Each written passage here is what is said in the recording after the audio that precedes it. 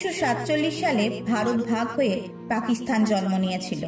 পাকিস্তানের জল সম্পদ, চাষবাস এবং অর্থনীতির একটা বড় অংশ নির্ভরশীল ছিল সিন্ধু নদ ও তার শাখা নদী তথা ঝিলাম, চেনাব, রবি, শতদ্রু ও বিপাশা নদীর ওপর। এই সমস্ত নদীগুলির উৎপত্তি স্থল ভারতে এবং এরা ভারতের মধ্যে দিয়ে প্রবাহিত হয়ে পাকিস্তানে প্রবেশ করে।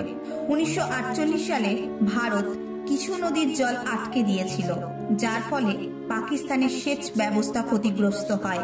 সেই থেকেই শুরু হয় বিবাদ।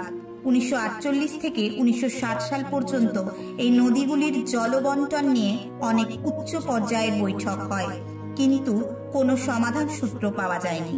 এরপর 1960 সালের 19শে সেপ্টেম্বর বিশ্ব ব্যাংকের মধ্যস্থতায় সিন্ধু জল চুক্তি স্বাক্ষরিত হয়।